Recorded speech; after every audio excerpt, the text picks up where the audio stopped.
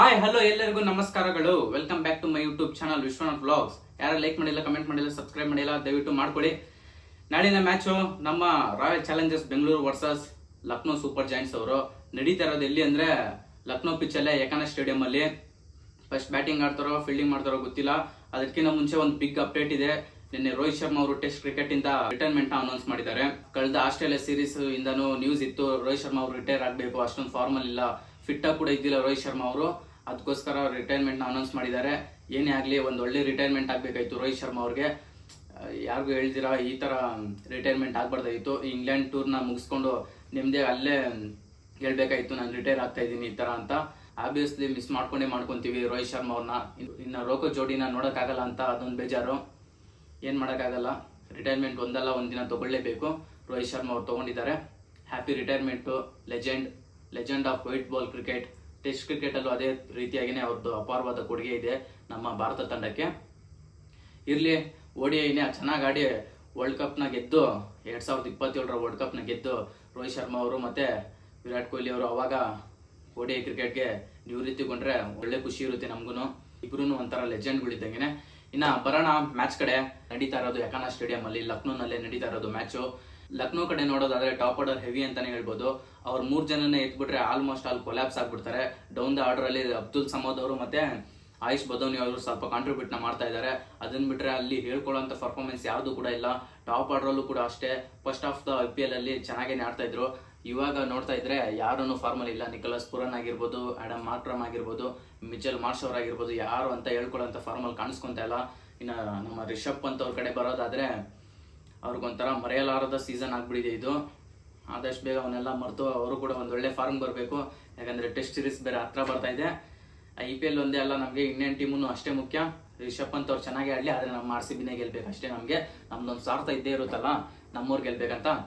ಇರ್ಲಿ, ಬ್ಯಾಟಿಂಗ್ ಕಡೆ ನೋಡ್ತಾ ಇದ್ರೆ ಇಷ್ಟೇ ಜನ ಕಾಂಟ್ರಿಬ್ಯೂಷನ್ ಕೊಡ್ತಾ ಇರೋದು. ಇನ್ನು ಬಾಲಿಂಗ್ ಕಡೆ ನೋಡೋದಾದ್ರೆ ಕಳೆದ ಮ್ಯಾಚ್ ಅಲ್ಲಿ ಆಕಾಶ್ ಅವ್ರು ಬಂದಿದ್ರು. ಅವ್ರು ಸ್ವಲ್ಪ ಚೆನ್ನಾಗೇನೆ ಬಾಲಿಂಗ್ ಮಾಡಿದ್ರು. ಇನ್ನು ಮಯಾಂಕ್ ಯಾದವ್ ಅವ್ರು ಅಷ್ಟೊಂದೇನು ಪರ್ಫಾರ್ಮೆನ್ಸ್ ಕೊಡ್ತಾ ಇಲ್ಲ. ಇಂಜುರಿ ಆಗ್ಬಿಟ್ಟು ಬಂದ್ಮೇಲೆ ಅವ್ರದ್ದು ಸ್ವಲ್ಪ ಪೇಸನ್ನು ಕಮ್ಮಿ ಆಗಿದೆ. ಇಂಜುರಿ ಆದ್ಮೇಲೆ ಆಕ್ಷನ್ ಅಲ್ಲೂ ಕೂಡ ಚೇಂಜಸ್ ಇದೆ ಅಂತ ಎಕ್ಸ್ಪರ್ಟ್ಗಳು ಹೇಳ್ತಾ ಇದ್ರು. ಅಷ್ಟೊಂದು ಏನು ಯಾರು ಹೇಳ್ಕೊಳ್ಳೋಂತ ಫಾರ್ಮಲ್ ಇಲ್ಲ. ಅದನ್ನ ಬಿಟ್ರೆ ಇನ್ನ ದಿಗ್ವೇಶ್ ರಾಠಿ ಅವರು ಸ್ವಲ್ಪ ಚೆನ್ನಾಗಿ ಕಾಣಿಸ್ಕೊಂತಾ ಇದಾರೆ.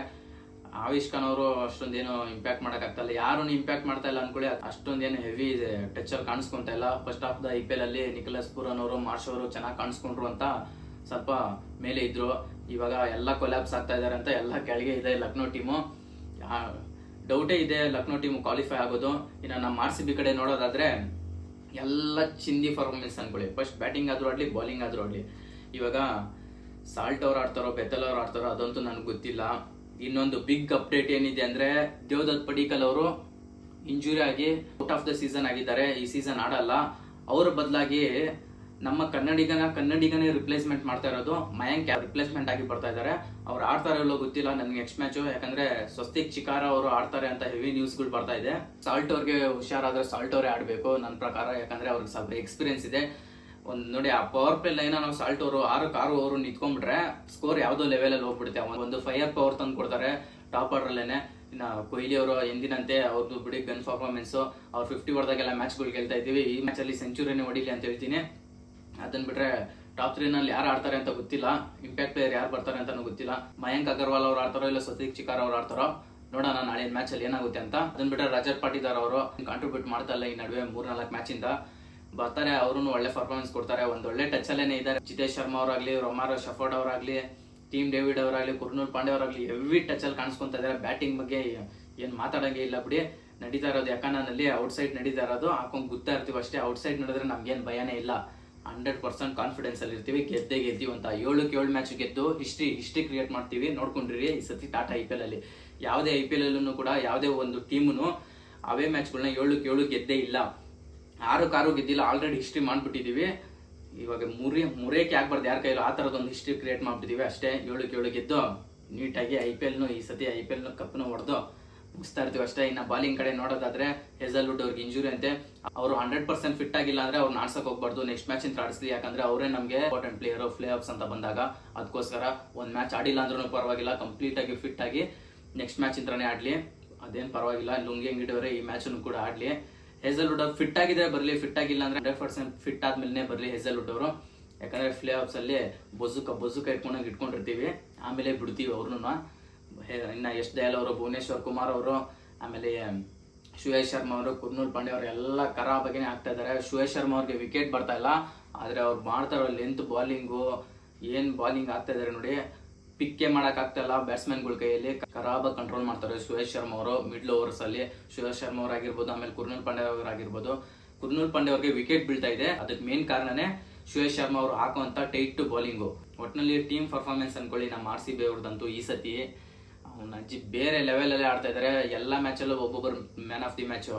ಒಂದು ಮ್ಯಾಚಲ್ಲಿ ಕುರ್ನೂಲ್ ಪಾಂಡ್ಯ, ಒಂದು ಮ್ಯಾಚಲ್ಲಿ ವಿರಾಟ್ ಕೊಹ್ಲಿ, ಒಂದು ಮ್ಯಾಚಲ್ಲಿ ಹೇಜಲ್ವುಡ್, ಒಂದು ಮ್ಯಾಚಲ್ಲಿ ರೊಮ್ಯಾರೋ ಶೆಫರ್ಡ್, ಟೀಮ್ ಡೇವಿಡ್. ಅಜ್ಜಿ ಬೇರೆ ಲೆವೆಲಾಗಿ ಆಡ್ತಾ ಇದೀವಿ ಅನ್ಕೊಳ್ಳಿ. 11 ಜನ ಇದ್ರೇನು ಒಂಥರ ನೆಕ್ಸ್ಟ್ ಲೆವೆಲಾಗಿ ಆಡ್ತಾ ಇದೀವಿ. ನೆಕ್ಸ್ಟ್ ಲೆವೆಲ್ ಸಬ್ಲೆಂಟ್ ಟಚಲ್ಲಿ ಕಾಣಿಸ್ಕೊಂತ ಇದೀವಿ. ಹೋಗ್ತಾ ಇರೋದು, ಗೊತ್ತಾ ಇರೋದು, ಬರ್ತಾ ಇರೋದು ಅಷ್ಟೇ ಈ ಸೀಸನ್ ನಮ್ಗೆ ಗೊತ್ತಿರೋದು. ನಾಳೆ ಮ್ಯಾಚ್ ಏನಾಗುತ್ತಪ್ಪ ಅಂದ್ರೆ ನನ್ಗೆ ಯಾಕೋ RCB ಕಡೆನೆ ವಾಲ್ತಾ ಇದೀನಿ ನಾನು. ಎಲ್ಲ ಬ್ಯಾಟ್ಸ್ಮನ್ಗಳು, ಬಾಲರ್ಸ್ಗಳು ಎಲ್ಲ ಹೆವಿ ಟಚಲ್ಲಿ ಕಾಣಿಸ್ಕೊಂತ ಇದ್ದಾರೆ. ಇನ್ನು ಲಕ್ನೋ ಕಡೆ ನೋಡ್ತಾ ಇದ್ರೆ ಅವ್ರಿಗೆ ಗೆಲ್ಲೇಬೇಕಾದಂತ ಅನಿವಾರ್ಯತೆ ಬಂದ್ಬಿಟ್ಟಿದೆ ಇವಾಗ. ನೋಡೋಣ ಏನಾಗುತ್ತೆ ಅಂತ. ಅವ್ರಿಗೆ ಪ್ರೆಷರ್ ಇದೆ, ನಮ್ಗೇನು ಪ್ರೆಷರ್ ಇಲ್ಲ. ಆರಾಮಾಗಿ ಹೋಗಿ ಗೊತ್ತಾ ಇರ್ಬೇಕಷ್ಟೇ, 7 ಗೆದ್ದು ಮುಗಿಸ್ಕೊಂಡ್ ಬರ್ತಾ ಇರಬೇಕು. ಸಿಗೋಣ ಮ್ಯಾಚ್ ಮುಗಿದ್ಮೇಲೆ ಏನಾಗುತ್ತೆ ಅಂತ ನೋಡೋಣ. ಆಮೇಲೆ ಯಾರು ಲೈಕ್ ಮಾಡಿಲ್ಲ, ಶೇರ್ ಮಾಡಿಲ್ಲ, ಕಮೆಂಟ್ ಮಾಡಿಲ್ಲ, ಸಬ್ಸ್ಕ್ರೈಬ್ ಮಾಡಿಲ್ಲ, ಎಲ್ಲ ಮಾಡ್ಕೊಂಬಿಡಿ. ಮ್ಯಾಚ್ ಮುಗಿದ್ಮೇಲೆ ಸಿಗೋಣ. ಎಲ್ರಿಗೂ ಬಾಯ್.